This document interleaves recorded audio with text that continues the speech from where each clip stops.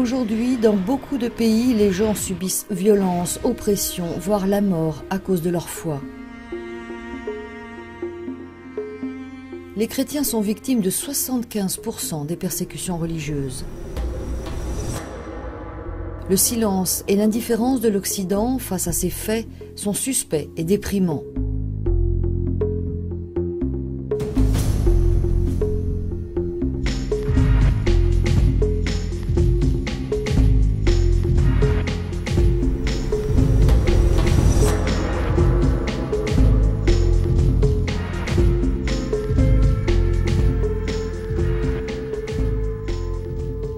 La plupart des gens savent peu ou rien de ce que vous allez voir.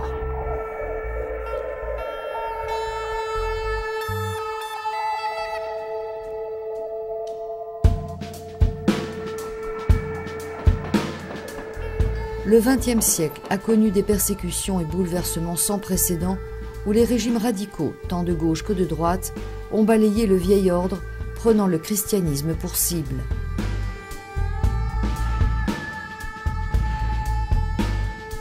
Il y a eu des millions de morts, plus qu'au cours de tous les siècles précédents mis ensemble. Sous ces régimes, la censure publique des activités de l'Église a porté à des mesures répressives sans fin contre les chrétiens.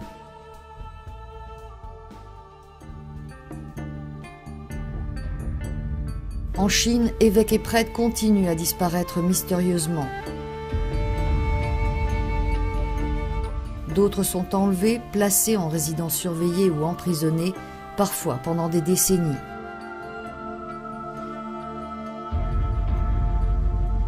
Ça, c'est un enregistrement vidéo secret de l'évêque John Han Dixiang de Yongyang, qui est resté sous surveillance de la police pendant 35 ans.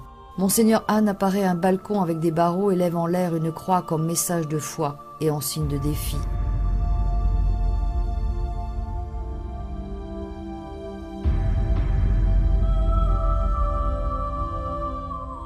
Si la persécution encouragée par l'État reste une réalité brutale, beaucoup de ces dictatures sont tombées ou ont subi de profondes réformes.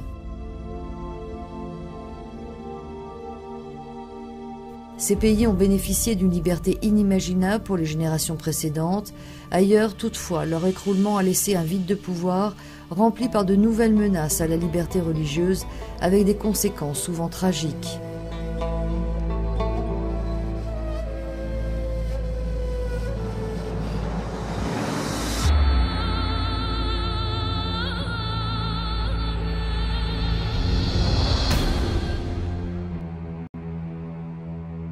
Le problème de l'extrémisme islamique est présent à divers niveaux, au Moyen-Orient et en Afrique du Nord.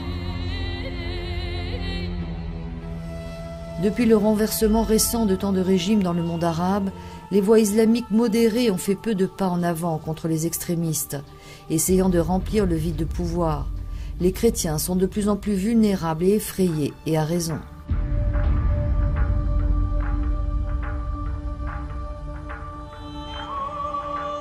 Avec l'élimination de Saddam Hussein en Irak, les attaques aux églises, aux habitations des chrétiens et à leurs personnes sont devenues violentes et systématiques, se soldant par un exode massif des chrétiens, passé de 1,4 million en 2003 à 300 000 environ aujourd'hui.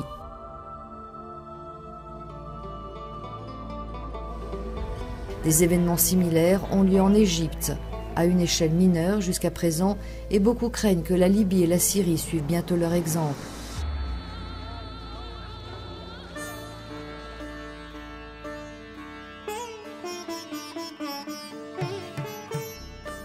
Fondamentalisme nationaliste. Là où la religion dominante établit un ordre social injuste, comme le système indien des castes, la réaction au message chrétien peut provoquer des agressions à grande échelle. Dans l'État indien d'Orissa, les extrémistes ont conduit 2 séries d'attaques antichrétiennes d'une ampleur sans précédent. Plus de 330 églises et chapelles ont été assaillies et plus de 5000 maisons prises pour cible. Le bilan final fut de presque 500 morts et 54 000 sans-abri.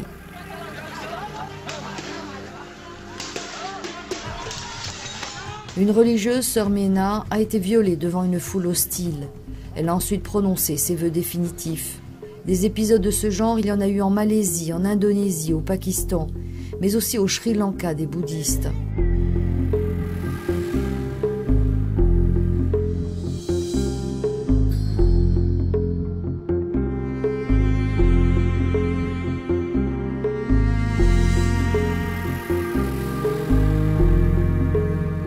Le pape Benoît XVI a dit que la liberté religieuse est le premier des droits humains car elle exprime la réalité la plus fondamentale de la personne.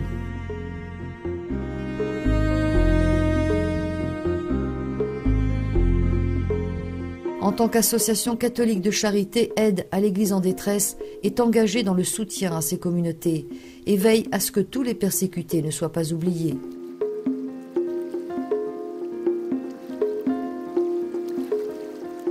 Écoutez le cri de tous ceux qui souffrent pour leur foi. Nous sommes leur espérance. Ce n'est qu'ensemble que nous pourrons surmonter la haine religieuse. Le fondateur d'Aide à l'Église en détresse, le père Werenfried von Straten, affirmait « Ils sont mis à l'épreuve dans leur foi, et nous sommes mis à l'épreuve dans l'amour ».